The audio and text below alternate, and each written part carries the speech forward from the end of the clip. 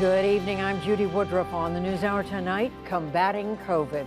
Vaccines could soon be available for children under age 5, raising hopes and some new questions for parents. Then, tensions in Europe. Diplomatic efforts intensify across the continent amid the threat of a Russian invasion of Ukraine. And democracy in crisis. New reports reveal former President Trump proposed seizing voting machines in an attempt to overturn his 2020 election defeat. All that and more on tonight's PBS NewsHour.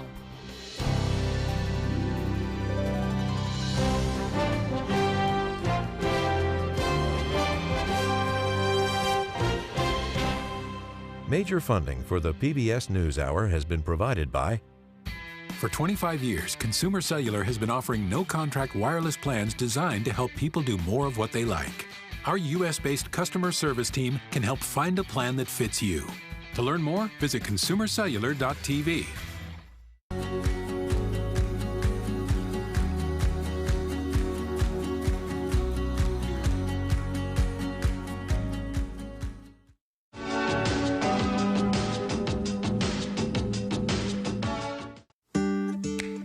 John S. and James L. Knight Foundation, fostering informed and engaged communities. More at kf.org.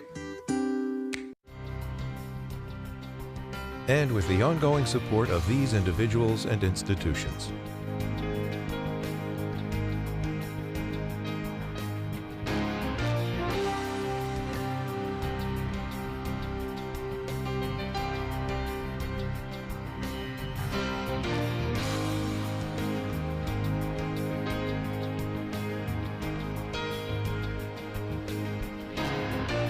This program was made possible by the Corporation for Public Broadcasting and by contributions to your PBS station from viewers like you. Thank you. Children younger than 5 may be able to get a COVID vaccine by the end of this month. Pfizer asked the Food and Drug Administration today to authorize 2 low-dose shots for children between 6 months and 5 years old. At the same time, Pfizer and its partner, BioNTech, are investigating whether 3 doses would work better. This has been long awaited by many. And for more, we turn to Dr. Yvonne Maldonado. She's a professor of pediatric infectious disease at Stanford University.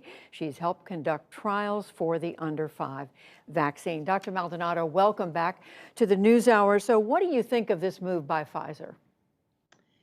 Well, I think it's going to be a cautious move forward. We know that the 2-dose vaccine trials did not give the results that were expected in the 2 to 4-year-olds in particular. And the 3rd dose will be a hopeful next step. But in the meantime, it does appear that there may be some data to support a limited use of the 2-dose vaccine, that it may actually have some effectiveness. It's clearly very safe, so that's not the concern. And it's been reported that Pfizer was encouraged by the Food and Drug Administration to go ahead and request authorization. And I just want to clarify something you just said, and that is the trials were showing that the 2-dose, much lower dose regimen was working well, providing protection for children 6 months through up to 2 years. But as you just said, 2 to 4, it wasn't. Can you explain what that's all about? Is it the amount of vaccine or what? Well, first of all, let me just say that we haven't seen any of the data. Even though we're doing the trials, we're all blinded to the data, which is important. The FDA will be posting the data, we hope, and we'll be able to get a better look.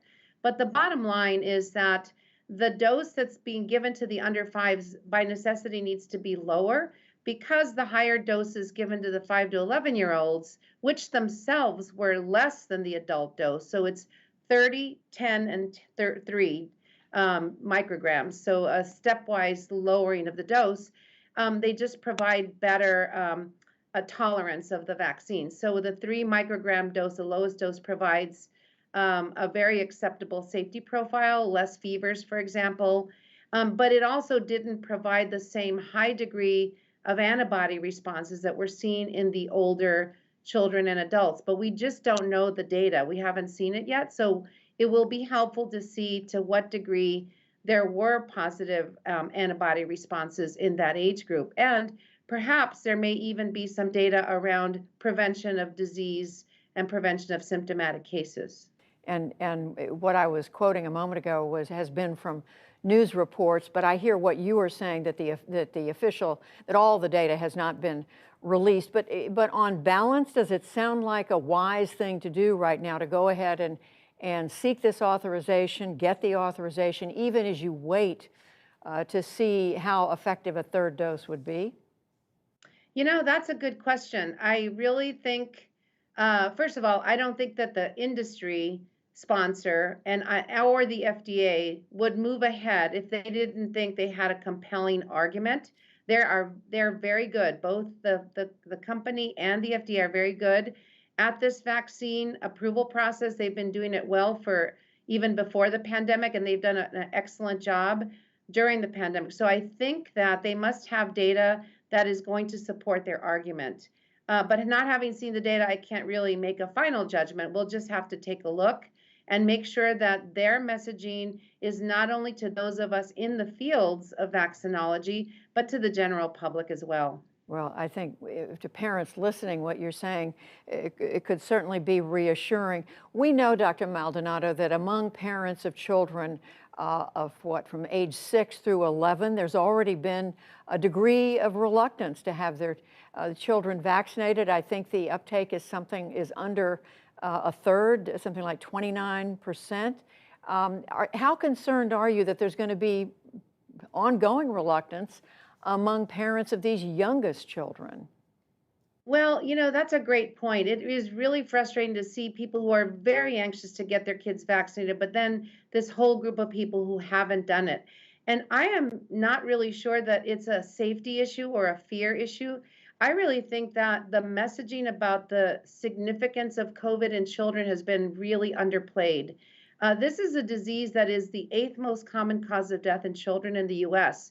But when you compare it to the data in adults, clearly children are not dying, fortunately, at the same rate. That doesn't mean it's not an important disease that needs to be prevented in kids. And that's the message that I don't think is getting out to the general public. You're saying there's a lot at stake here, that there's a reason to get the vaccine for these youngest children.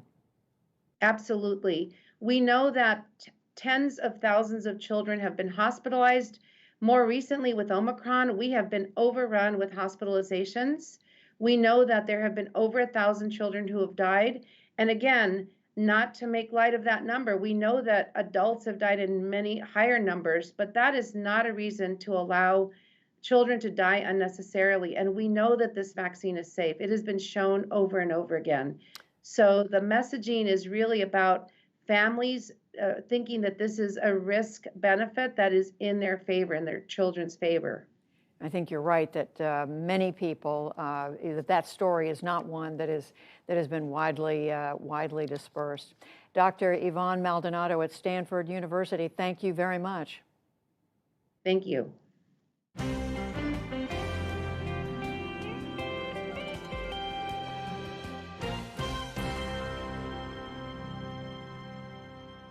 In the day's other news, Russia's President Vladimir Putin accused the U.S. and its allies of ignoring Moscow's security demands amid the tensions over Ukraine. But he said he is willing to hold more talks.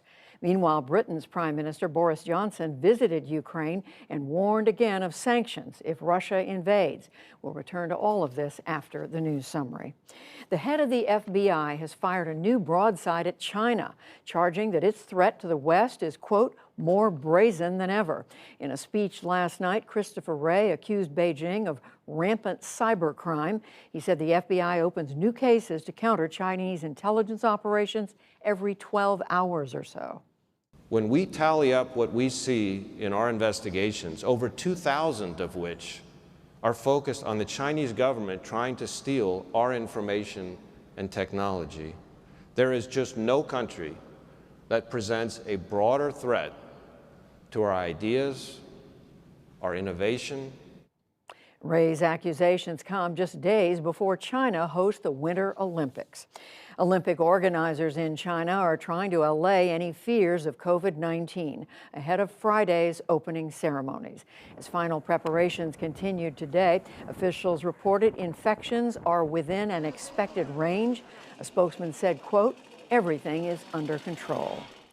The nation of Myanmar today marked 1 year since the military seized power. In Yangon, a silent strike against army rule left streets empty as businesses closed and people stayed home. UN officials say at least 1,500 protesters have been killed since the coup. It is time for an urgent, renewed effort to restore human rights and democracy in Myanmar, and to ensure that the perpetrators of systematic human rights violations and abuses are held to account. A special UN investigator said the military has carried out mass killings and bombed villages in a bid to stamp out armed resistance. Millions of people across Asia and around the world celebrated the Lunar New Year today. Colorful light displays, music, and dancing welcomed the Year of the Tiger, but many festivities were scaled back or canceled again because of the pandemic. Back in this country, another major winter storm has begun its sweep across a huge swath of states, with hundreds of flights already canceled.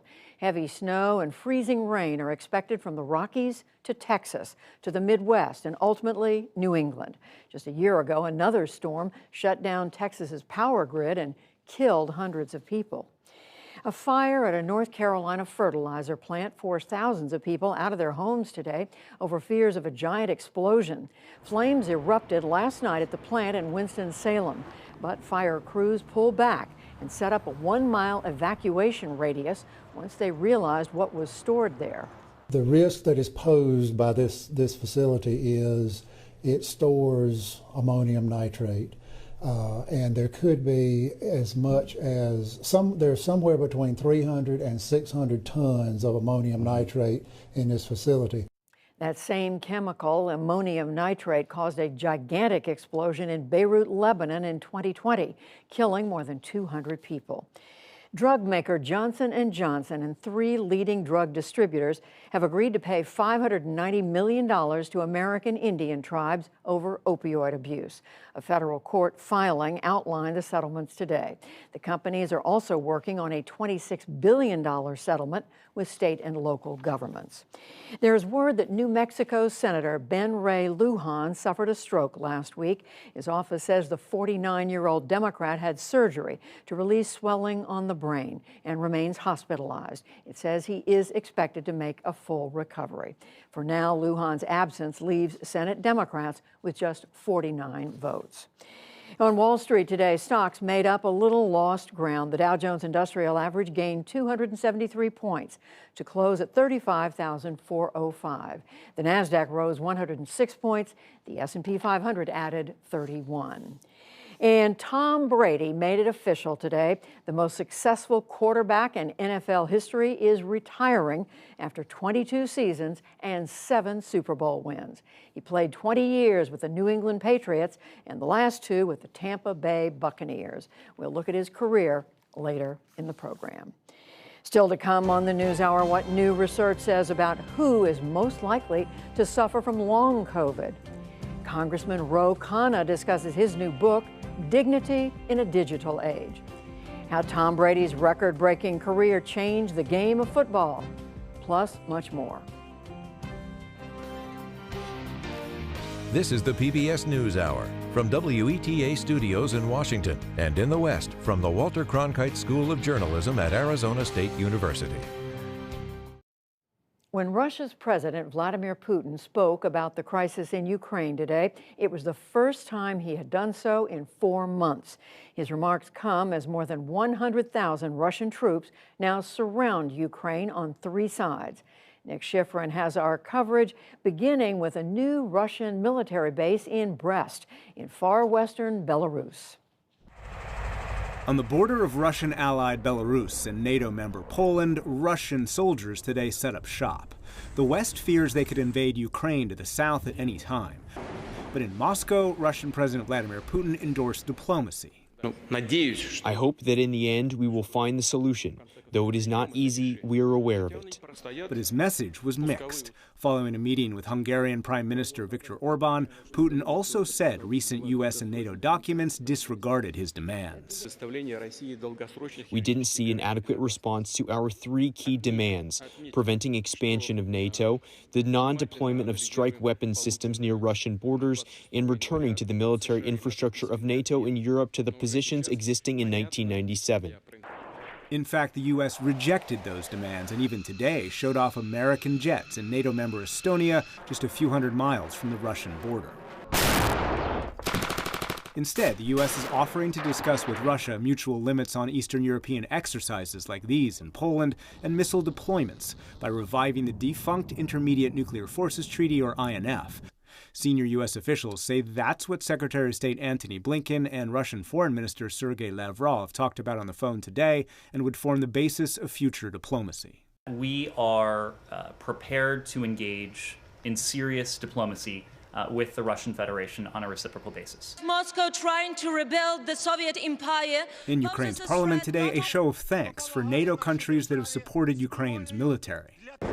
In the last few weeks, the United Kingdom has increased its support, including with weapons designed to destroy Russian tanks. Today, British Prime Minister Boris Johnson became the first Western head of government to visit Ukrainian President Volodymyr Zelensky during the current crisis. Both warned war could challenge Europe's future. This is not going to be a war of Ukraine and Russia. This is going to be a European war, a full-fledged war. Yes, of course it's about Ukraine, and that matters deeply to us. But this is about something even bigger, I'm afraid. It's about the whole European security architecture. Over the last few months, the Europeans have emphasized a united front against Russia, amongst themselves and with their American counterparts. But French President Emmanuel Macron, who's spoken to Putin twice in 4 days, endorses EU talks with Russia instead of U.S.-Russia talks. Italian Prime Minister Mario Draghi, who talked to Putin today, has downplayed the Russian threat. Germany sent Ukraine helmets but refuses to send weapons and publicly declines to threaten to kill the German-Russian pipeline Nord Stream 2 in case of invasion. Meanwhile, the NATO countries along Russia's border, including the Baltics and Poland, lend their full support. Today, Polish Prime Minister Mateusz Morawiecki criticized Germany for giving Putin leverage over Europe. Nord Stream 2. By launching Nord Stream 2, Berlin is giving Putin the weapon which he will use to blackmail the whole of Europe. For more on whether Europe is united in the face of Russian threats to Ukraine and NATO, we get two views. Kasia Pysarka is chair of the Warsaw Security Forum, a NATO-sponsored organization that hosts high-level conferences on security. She's also chair of the European Academy of Diplomacy and professor at the Warsaw School of Economics. And Thomas Klein-Brockhoff is vice president and director of the Berlin office of the German Marshall Fund of the United States, a think tank that promotes U.S.-European cooperation. Welcome both to the NewsHour. Kasia Pysarka, let me start with you. What is your reaction to what we just heard? Those mixed messages from Vladimir Putin, on the one hand endorsing the idea of diplomacy, but also saying the U.S. and NATO failed to meet his demands. Well, let's be honest, it has not been a good week for Vladimir Putin. This past few days, we've seen unprecedented unity on the side of many NATO member states. For the first time, really trying to put together sanctions that would hurt. From the United Kingdom declaring that it will sanction oligarchs, Russian oligarchs living in the UK, and nothing is off the table here, to Denmark or, of course, the Baltic states, Poland, already sending arms to Ukraine. So Vladimir Putin sees that the Western alliance, that the NATO alliance is extremely serious. Thomas Klein-Brockhoff, is that how you see it? Western unity in the face of Russian aggression? Well, that Europeans disagree with each other would be nothing unusual. That's what happens all the time, and the European Union is that big compromise machine to deal with it. The unusual thing now is, indeed, as Kasia said, unity. Folks sing from the same song sheet, and I think that is what Vladimir Putin achieved with his threat. And in some ways, that may not be what he expected to hear. Now, there's nuances. There always will be nuances. But the big message is that I think Western countries, European countries, have understood what this is about and what the threat is. Kasia Psarka, but are there not differences? We have Germany, for example, not sending weapons to Ukraine, refusing to publicly say that Nord Stream 2 would be canceled in the face of invasion, while, as you said, the UK and Eastern flank countries are supporting Ukraine military and trying to publicly support Zelensky himself in Kyiv.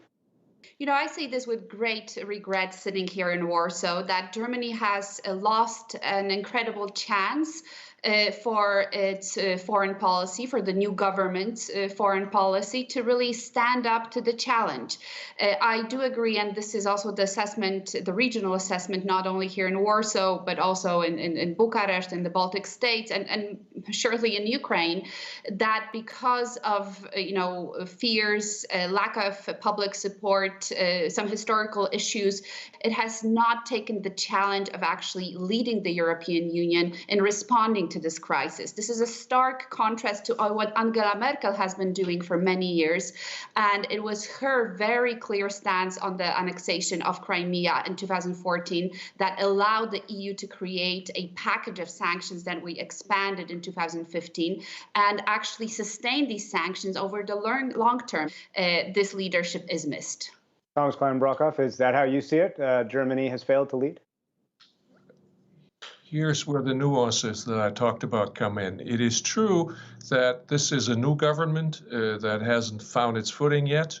This is a German government that comes in as a domestic reform government with a fragile coalition. And now they're catching up to reality, that there is a reality beyond their nice program of industrial transformation. All of a sudden, foreign policy intrudes into their plans, and they are not prepared for that.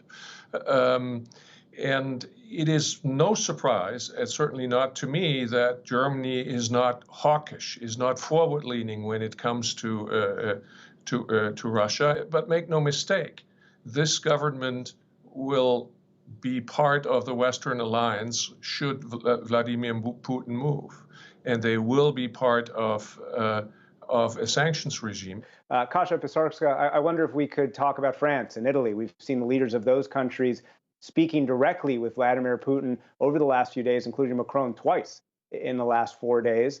Is there a difference between the diplomacy that they are trying to engage with Russia and the more forcible stance that the Brits, that the Poles have taken with Ukraine? Absolutely. From a Central European perspective, there are fears, and some of these are legitimate fears, that France will be soft on Russia and Italy will be soft on Russia, much softer if there is no real threat for Vladimir Putin in terms of large costs, sanctions, and also, most importantly, those type of actions that would hurt oligarchs and Putin's money that is in different places around the West, then he will probably see this as weakness, and that will only give a reason for him to move forward into Ukraine. Thomas Klein-Brockhoff, is there softness, is there weakness that you see in France and perhaps other countries, including Italy? First, these are 30 countries in NATO that heads of state and heads of government talk independently with Mr. Putin is their right. It is just important that we all sing from the same song sheet. Unfortunately, with Mr. Macron, we don't know about his song sheet. We don't know there's been no pre-briefings, there's been no post-briefings. This is what concerns me. Mr. Macron has talked about the need for a new European security architecture just a few days ago, at a time when Mr. Putin is threatening that very architecture. So one would wonder what that conversation would have to be like. So I'm waiting for him to give us a readout of it, just as we've expected and received from our American friends that to be the case. Mr. Macron is the president of the European Council at the moment, so he has every right to move forward, but he needs to communicate with the rest of us. Kasia Pisarska, Thomas Klein-Brolkoff, thank you very much to you both.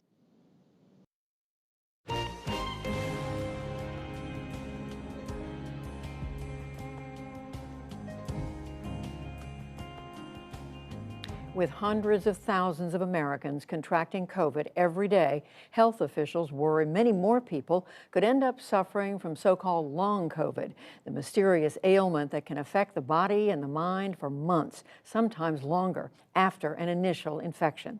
William Brangham has a look at the latest research on the disorder, beginning with a perspective from a long COVID survivor and advocate. Judy, one of the largest grassroots support groups for people suffering from long COVID is called Survivor Corps. It has roughly 200,000 members. Diana Barrett founded the group after her own bout with long COVID, and she shared with us the harsh reality for those in her community. Our members are going through hell. Just surviving COVID does not mean recovery from COVID, and they are experiencing things as dramatic as Parkinsonian-like tremors and feelings of inner vibrations that are causing them to not be able to sleep, extreme neuropathic pain that mimics advanced diabetes. We are getting suicide threats daily. People are losing hope. I'm overwhelmed with fear about the sheer number of people who have been affected by COVID. And the more we realize that it is also a neurological disease, it really should put the fear of God into everybody. My biggest fear that is in 10 years, we see a group of 30-year-olds being diagnosed with neurodegenerative diseases, and we are not tracking them. We have no registry, and we have no road to therapeutics or treatments. My 11-year-old lost one of his front adult teeth 9 months after COVID, a average mild case of kid COVID, mild. There is no mild case of COVID. One of his front adult teeth fell out unprompted with no blood loss from vascular damage to COVID. Even if you've already had COVID and you've recovered, even if you've had COVID and been boosted, you are still at risk of getting it again.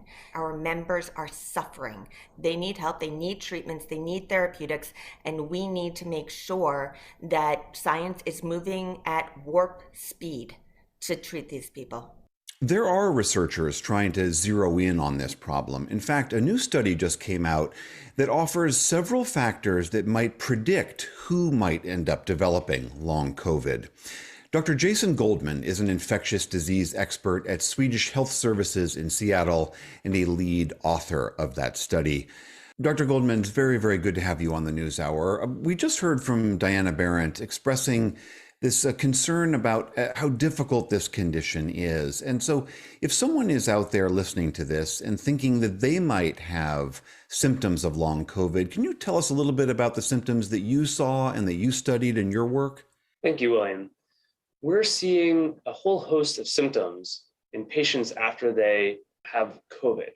And some of the most common symptoms are fatigue, sometimes muscle or joint pains, or other aches, and also respiratory symptoms, cough, shortness of breath. These are some of the most common, but there's also other symptoms like depression and anxiety that patients are suffering from following a diagnosis of COVID. And that's got to be complicated too, because those symptoms seem to overlap with so many other conditions that could afflict people. Exactly. This syndrome of long COVID is complex. It affects nearly all organ systems, and there's also an overlay of psychosocial factors and really the collective trauma we've been experiencing. So it's very hard to tease the biology out with such a complicated syndrome, but that's what we're intending to do. So your study identified 4 possible characteristics that might predict whether or not someone develops long COVID. Can you just explain briefly what those 4 items were? Sure. The 4 factors that we studied that when measured at the time of acute COVID diagnosis that later predict the development of long COVID were 1, the presence of autoantibodies. These are proteins that the body makes against itself that are pathogenic and cause diseases like lupus. The second was the presence of SARS-CoV-2, which is the virus that causes COVID, in the bloodstream at the time of acute diagnosis. The next one was another virus called Epstein-Barr virus, which is the common cause of mono. And the last one was type 2 diabetes. Of those 4 factors, do they provide some insight into treatment of this? I mean, some of those things seem like things you might be able to predict or treat or address. Do they offer a pathway forward for treating this condition? That's a really great question, William. We're very hopeful that our work will be a foundation for developing treatments. The one that I'm most excited about is the finding that the SARS-CoV-2 virus in the bloodstream predicts long COVID. This has implications for treating with antivirals. Now, we're not quite there yet because the data doesn't support that treating with antivirals prevents long COVID. That's a sort of a next step. And, we're in some ways getting some of this data, but it's going to be coming slowly. We know that long COVID can present in people in many, many different ways, mild cases or more severe cases. Does your research indicate which of those 4 categories might put someone into the more severe versus the mild category? Well, it's already known that more severe initial forms of COVID at the time of acute diagnosis also translates to more long COVID. So for instance, someone who spends a couple weeks on a ventilator, that person's going to have, tissue damage in the lung, from the ventilator and just that long period of inactivity. So we know that certain forms of long COVID are going to be associated with severity. And I would assume then that vaccination status also makes a difference, that being vaccinated automatically will reduce your symptoms if you do get infected and do have a breakthrough case, thus offering you more protection from long COVID. Is that a fair statement? Well, the jury's still out on that one, William, because there's been some conflicting results in the scientific literature on this point. One study found that vaccination did reduce the incidence of long COVID. Another study found that there was really no differences. And we know that some people, even with mild or asymptomatic initial infections, can get long COVID. So, a lot of the vaccine breakthrough cases are more mild, but we just don't know quite yet if, how that vaccination status is going to impact on long COVID. All right, Dr. Jason Goldman at Swedish Health Services, thank you very much for being here. Thank you so much.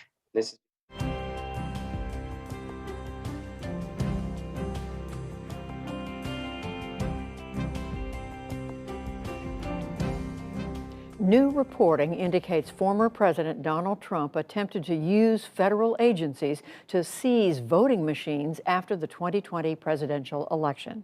Jeff Bennett has more. Judy, the New York Times is reporting that 6 weeks after the 2020 election, former President Donald Trump directed his attorney, Rudy Giuliani, to ask the Department of Homeland Security if it could take possession of voting machines in key swing states. Now, this is just the latest in a string of revelations about the former president's aggressive efforts to overturn the election he lost. It's also at the heart of what the January 6th committee is investigating, says Democratic Congressman Jamie Raskin. This president clearly tried to overthrow a presidential election. He's the first president in American history to do it. So our committee is charged with telling America the truth, and we're going to get that truth out there in very vivid and fine-grained detail so America understands exactly what happened. To walk us through all of this, I'm joined by one of the New York Times reporters who broke the story about the plot to seize voting machines, Luke Broadwater, New York Times congressional correspondent. Luke, it's great to have you with us. And help us understand how this new reporting advances our knowledge about the former president's efforts, his aggressive efforts to overturn the election he lost. Sure. We've known for some time that there was a plot among Trump allies to try to take control of voting machines in the weeks after the election that President Trump lost. What's new about this reporting is that it shows what President Trump did with that information. Now, there was this meeting on December 18th in the White House where a Trump lawyer named Sidney Powell, former National Security Advisor Michael Flynn, and others entered the White House into the Oval Office and pitched President Trump on these executive orders, these plans to seize voting machines. But what's new here is that Donald Trump then took another step after that. He didn't just hear the people out or show interest in it. He directed his personal lawyer, Rudy Giuliani, to contact the Department of Homeland Security to see if they could, in fact, seize voting machines.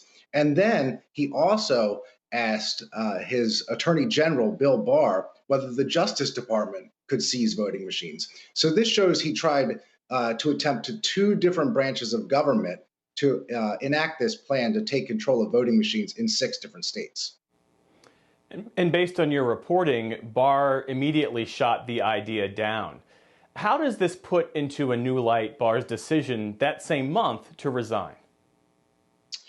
Yeah, I mean, I think that Bill Barr was perhaps at his wit's end there at the end of the Trump administration. As you know, he was involved in pushing back against some of these very dangerous plans to try to overturn the election. And in fact, he came out and made a public statement saying that the Justice Department had found no fraud whatsoever in the election, or at least no widespread fraud in the election.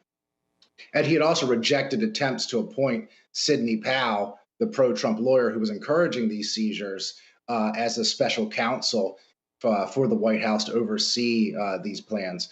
So, I do think that this affected in some ways Bill Barr's thinking in those final days of the Trump administration. Luke, do you know where this idea to seize voting machines originated?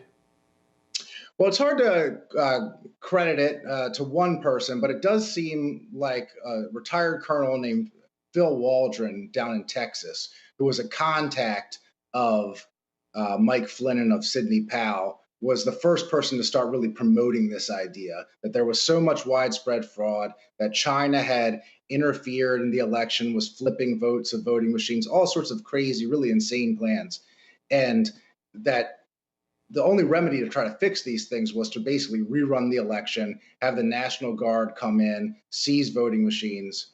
And so he then contacts General Flynn, he contacts Sidney Powell. Eventually, they get their way into the White House. They actually show up unannounced. They have a low-level staffer swipe them in. That staffer's privileges are then revoked after this meeting. Mark Meadows, the chief of staff, revokes this staffer's privileges to let people in the White House.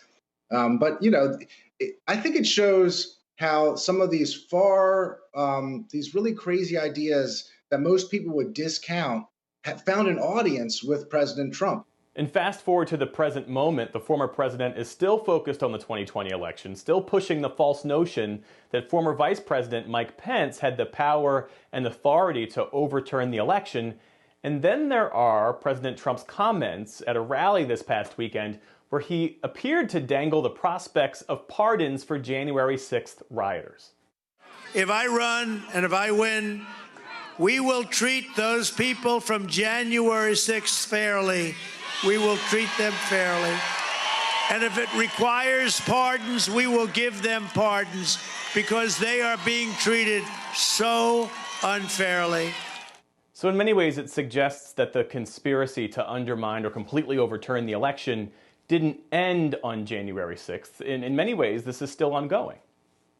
Yes, I was talking with several members of the January 6th committee throughout the day today, and all of them pointed to those remarks over the weekend that in some ways, former President Trump just admitted the very things that they're trying to uncover. One, he stated openly he was trying to overturn the election. Two, he floated pardons for people who attacked the Capitol. And three, he said if he's charged with a crime, that he would hold huge rallies and protests again, almost as a threat against investigators.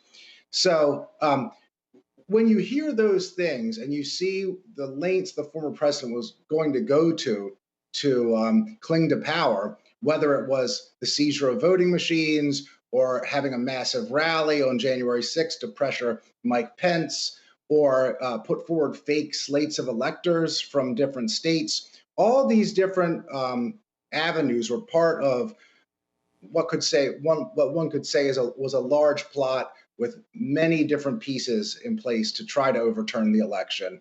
And sort of when one avenue failed, President Trump then turned to another one. Luke Broadwater, I appreciate you joining us. Thank you.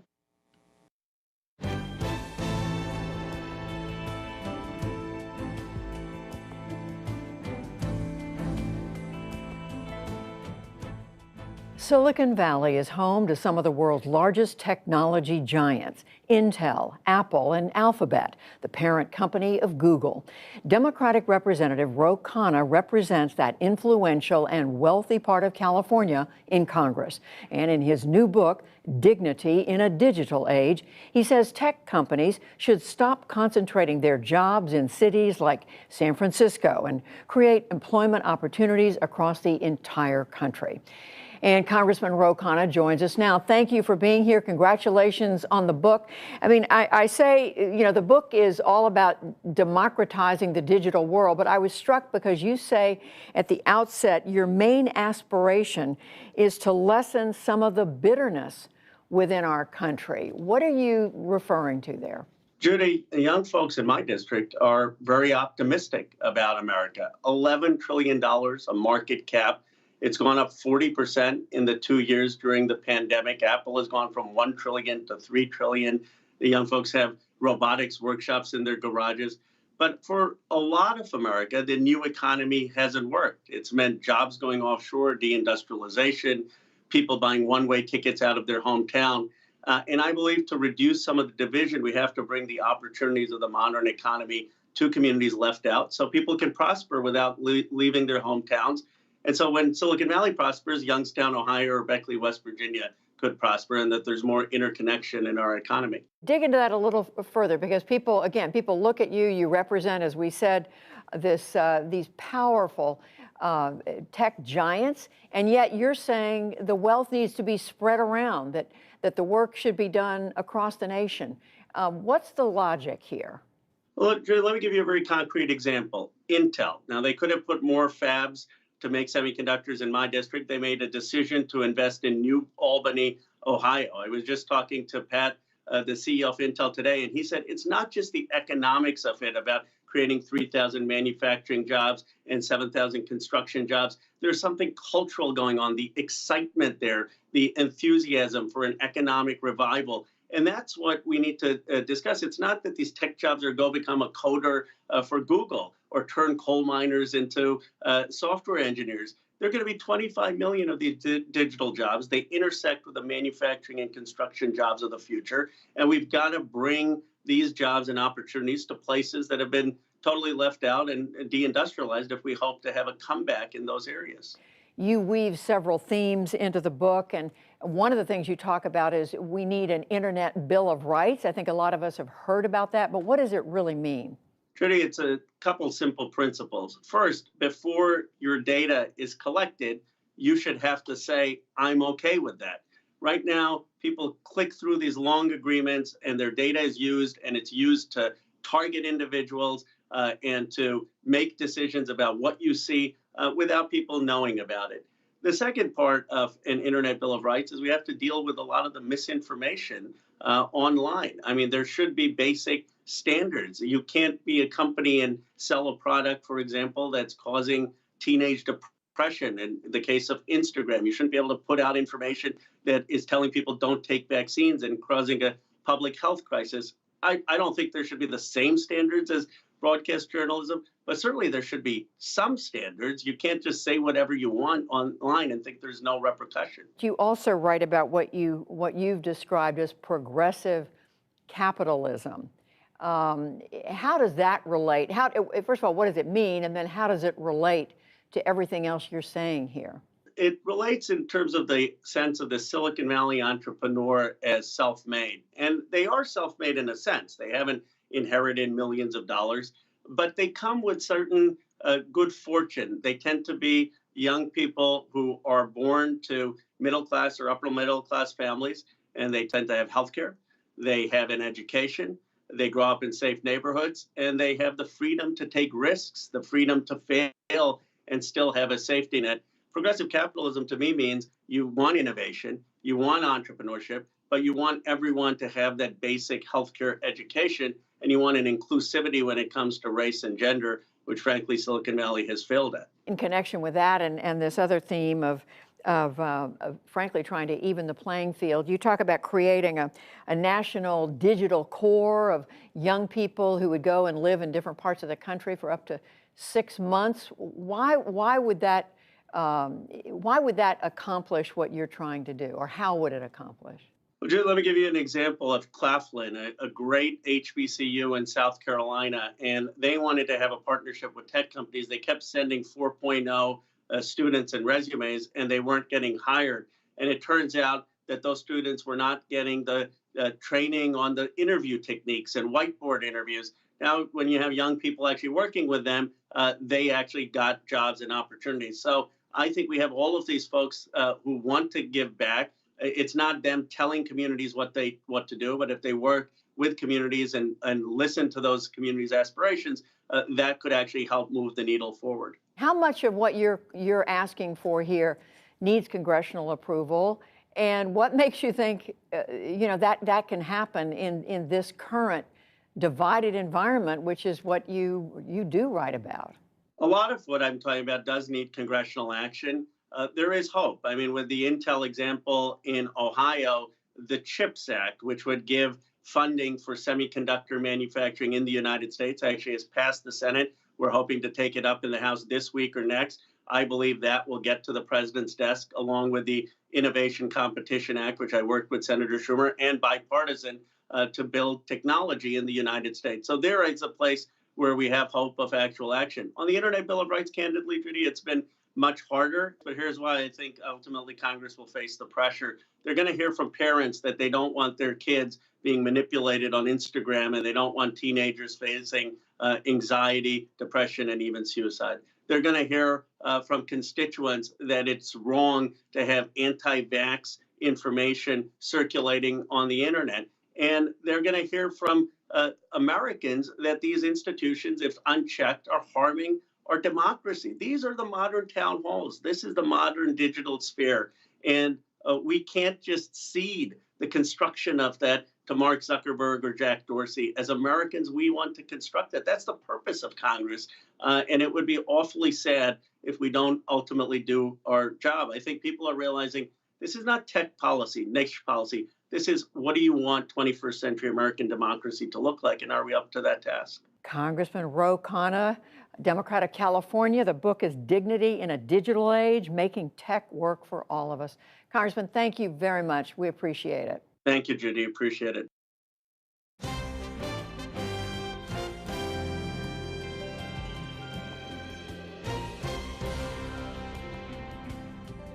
Tom Brady is often called the greatest quarterback who ever played in the NFL. His retirement today marks the end of a football era. Jeffrey Brown has this look at Brady's long career. One person who watched many of those Tom Brady highlights is Al Michaels. He'll call this year's Super Bowl on NBC on February 13th. It'll be Al Michaels' 11th Super Bowl, and that's tying Pat Summerall for the most all time. So I'll start by saying congratulations to you. Well, thank you, Jeffrey. I can't believe it's gone by so fast. I did my first one in 1988 in San Diego, and it's gone by at warp speed. And when they say time flies when you're having fun, I've had a lot of fun. Well, let me get this out of the way right at the top, because this idea of greatest of all time is very subjective. Where do you come out on this one? You know, I always say, I put somebody in the conversation. When they say, is he the best ever? I normally say he's in the conversation, because it is very subjective and people have different viewpoints. There are different generations. It's tough to match up what happened in the 40s with what happened in the 90s and in the 21st century. But in this particular case, I think I've got to finally admit that he is the greatest of all time. And I think one of the reasons would be when you win 7 Super Bowls and you go to 3 others and you play in a league with 32 teams, the law of averages says you should win 7 Super Bowls in over 200 years. He did it in 2 decades. So I'm putting him on top. You know, I'm thinking of the non-sports audience, the non-football audience. You know that any NFL quarterback is an elite athlete, right? Just to get there. And then what is it that makes somebody the elite of the elite? What did Tom Brady have, or what did he see that was different from others? Well, I think he was driven. A lot of those quarterbacks are. There's no doubt about that. He was completely invested. I think as his career went along, he was enjoying it maybe more than ever toward the end. And I think he was driven by whatever it was inside of him to keep it going, to never let people down, in particular his teammates, to try to get better. And coaches are always saying, and players are always saying, we're trying to get better. And a lot of times it's pretty much empty talk. They're trying to get better, but they're doing other things as well. With Brady, he truly was trying to get better. He understood every aspect of the game inside out. He was matched up with a great coach, obviously, in Bill Belichick. And I think that Tom, having obviously some fine physical skills, but plenty of quarterbacks do, and maybe he was just a touch above in his dedication to the game, the dedication to his craft, the way he took care of his body, and obviously the way he performed. You clearly saw a lot of great performances. Is there a personal highlight you want to give to us? Well, I did a lot of his great games. The one game I did not do, though, is the Super Bowl where he's down 28-3, and he leads them to an overtime victory against the Atlanta Falcons. But I wound up doing his very last game a couple of weeks ago, the divisional playoff in Tampa against the Rams. The game is over. It looks like it's over at 27-3, and I'm kidding around with the audience saying, don't touch that dial, to try to keep the audience. And then I said, just before halftime, if I'm Brady, I go into the locker room and I say, hey guys, let me tell you a bedtime story. I was once down 28-3 and we won the game. And sure enough, they tie the game at 27-all. And it looks like if he's going to ride off into the sunset, he has another game to ride off in and maybe another Super Bowl. But of course, the Rams won that game. Still, I think back, that's as fond a memory as I'll have of Tom Brady. His last game, everybody thinks they're dead. All of a sudden, he comes from behind, puts them in a position to win the game, and almost pulls it off. And let me ask you finally, playing to the age of 44, he's that rare athlete in any sport to excel at different times in his life and then to play that long at such a high level. How important was that when you consider his legacy? He's a freak. He came from another planet.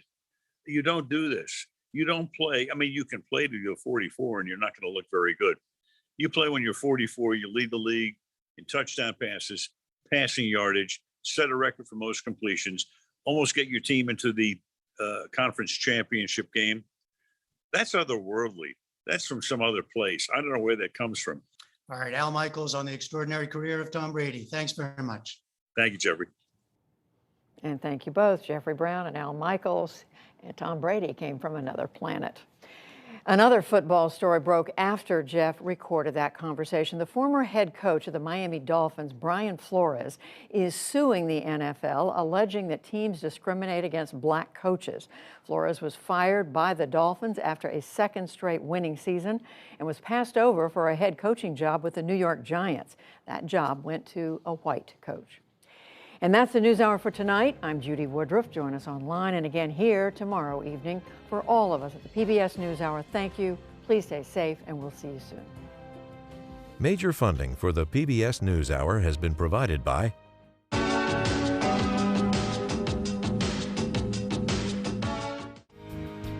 Consumer Cellular,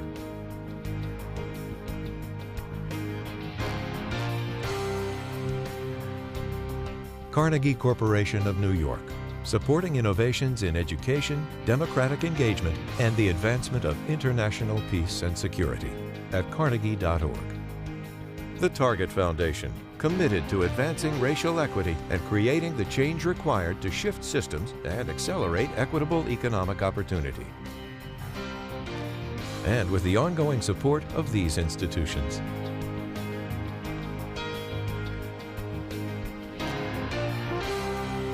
This program was made possible by the Corporation for Public Broadcasting and by contributions to your PBS station from viewers like you. Thank you.